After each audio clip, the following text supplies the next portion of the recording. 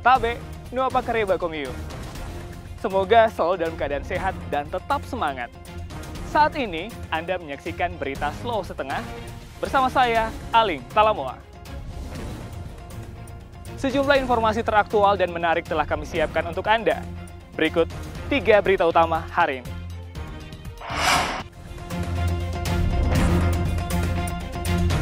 BMKG pastikan megatrust tidak berdampak ke Sulawesi Tengah.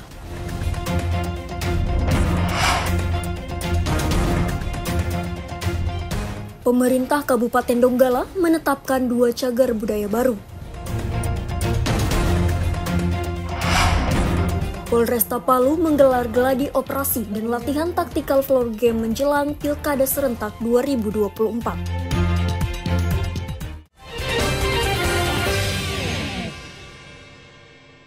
Isu gempa megatrust di Selat Sunda dan Mentawai Siberut belakangan mencuat. Potensi gempa ini memicu kekhawatiran bagi masyarakat, termasuk masyarakat Kota Palu dan sekitarnya pernah dilanda gempa bumi dan tsunami September 2018 silam. Namun pihak Badan Meteorologi dan Geofisika Palu meyakinkan kalau megatrust tidak berdampak di Sulawesi Tengah.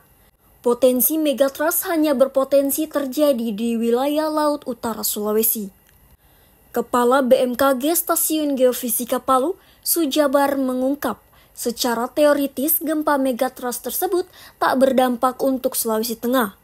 Namun Pulau Sulawesi sebenarnya juga memiliki zona megatrust yang memiliki seismic gap. Seperti di Laut Utara Sulawesi, bahkan potensi energinya bisa mencapai 8,5 magnitudo. Megatrust itu pengertiannya ya, meganya itu adalah besar, kuat gitu. Trustnya itu dorongan yang kuat gitu.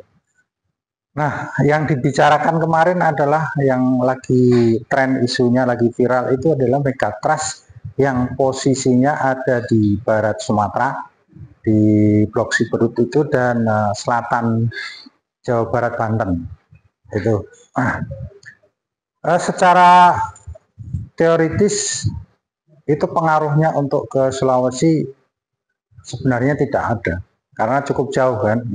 Tapi kalau berbicara mengenai megatrustnya sendiri, sebenarnya Sulawesi juga ada megatrustnya, yaitu yang adanya di Laut Sulawesi atau di utaranya Pulau Sulawesi.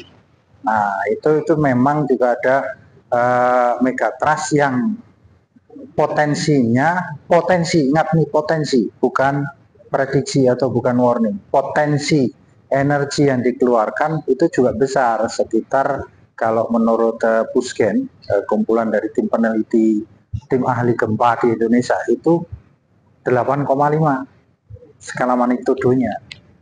Sujabar menegaskan potensi gempa megatrust bukan disalahartikan sebagai peringatan, melainkan sebagai pengingat adanya seismic gap alias kekosongan gempa di zona lempeng tektonik. Berdasarkan penelitian, semakin lama seismic gap, maka energi yang berpotensi dilepaskan bisa semakin besar. Sementara untuk Sulawesi Tengah memiliki jalur panjang sesar Palu Koro yang cukup aktif dan sempat melepaskan gempa pada 6 tahun silam. Beberapa kali juga terjadi gempa di Sulawesi Tengah akhir-akhir ini, meski dengan skala lebih kecil. Kebetulan di Sulawesi Tengah sendiri itu ada sesar yang cukup panjang, yang cukup aktif, yaitu sesar Palu Koro yang 2018 kemarin pernah terjadi gempa yang mengakibatkan tsunami, likuifaksi, longsoran, dan lain-lain. Berdasarkan data dan penelitian dari Pusgen, Sulawesi Tengah memiliki sebaran sumber-sumber gempa yang cukup banyak. Potensi sebaran gempa yang menimbulkan tsunami sendiri ada 4, seperti Utara Sulawesi, Barat Sulawesi di Selat Makassar, Teluk Tomini, dan Laut Ambon sekitar Banggai Kepulauan. Syahrul Cahya melaporkan dari Palu. Pemerintah Kabupaten Donggala menetapkan 2 cagar budaya yang baru. Kedua cagar budaya yang ditetapkan tersebut masing-masing Chonghua School dan Kuburan Belanda. Chonghua School berdiri pada tahun 1924 Sedangkan kuburan Belanda merupakan saksi sejarah jalur perdagangan rempah-rempah di kawasan Indonesia Timur. Kedua cagar budaya ini terletak di Kecamatan Banawa, Kabupaten Donggala. Tim cagar budaya Pemkab Donggala, Jamrin Abu Bakar, mengatakan dipilihnya kedua cagar budaya tersebut berdasarkan hasil penelitian yang mendalam serta konsultasi dengan para ahli sejarah dan budaya lokal. Cagar budaya yang ada di Kabupaten Donggala itu baru 3. Yang pertama itu Masjid Tua Wani, tetapi itu ditetapkan oleh tim ahli cagar budaya Provinsi Sulawesi Tengah. Itu sudah lebih 10 tahun. Nah, khusus yang ada di dalam kota Donggala ini baru 2. Kenapa baru 2? Karena memang tim ahli cagar budaya ini dibentuk baru tahun 2022, jadi baru. Nah, kerja kami itu efektifnya kerja tahun 2023. Nah, yang ditetapkan itu baru gedung Chunghua School atau Sekolah Cina Donggala, yang kedua kuburan Belanda. Penetapan 2 cagar budaya merupakan upaya pemerintah Kabupaten Donggala dalam menjaga peninggalan bersejarah yang bisa menjadi objek wisata potensial. Syamsuddin Tobone melaporkan dari Donggala. Naiknya harga cabai selama 1 bulan terakhir di Kota Palu, Sulawesi Tengah, salah satunya disebabkan gagal panen. Akibatnya, suplai cabai dari para petani ke sejumlah pasar tradisional berkurang. Pedagang terpaksa memasok cabai dari luar kota. Sejumlah petani cabai di Kota Palu sejak beberapa bulan terakhir ini mengalami gagal panen. Selain karena cuaca buruk, tanaman mereka diserang hama. Seperti dialami Tejo, salah seorang petani cabai di Kelurahan Tawanjuka, Kecamatan Tatanga. Tejo mengaku hasil panen cabai keriting miliknya kali ini mengalami penurunan drastis. Penyebab utamanya karena cuaca yang tak menentu di musim pancaroba. Kondisi tersebut diperparah dengan serangan hama lalat buah. Hasil panen cabai tersebut tidak mampu menutupi biaya pemeliharaan. Kini hanya bisa mendapatkan panen 7 kg cabai keriting dengan lahan produksi seluas 0,5 hektar. Padahal biasanya di saat normal bisa mendapatkan hasil panen cabai lebih dari 10 ton.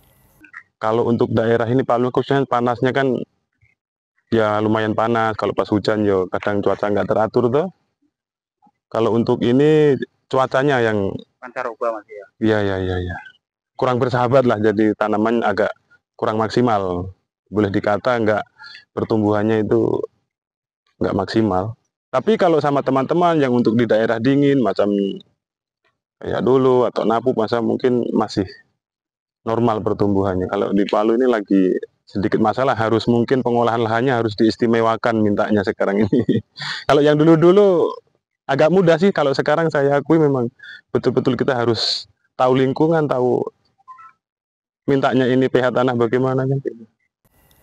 Meski tak semahal cabai rawit yang kini tembus di harga Rp80.000 per kilogramnya, harga cabai keriting masih tergolong tinggi. Saat ini, dari petani saja cabai keriting dijual Rp35 sampai Rp40.000 per kilogramnya. Makin pedasnya harga cabai membuat para petani berlomba-lomba menanam cabai. Selain itu, mereka mempersiapkan tingginya permintaan cabai menjelang Tahun Baru dan Hari Raya Natal. Selain dari Palu, cabai selama ini dipasok dari Kabupaten Sigi, Poso, dan Donggala. Syahrul Cahya melaporkan dari Palu.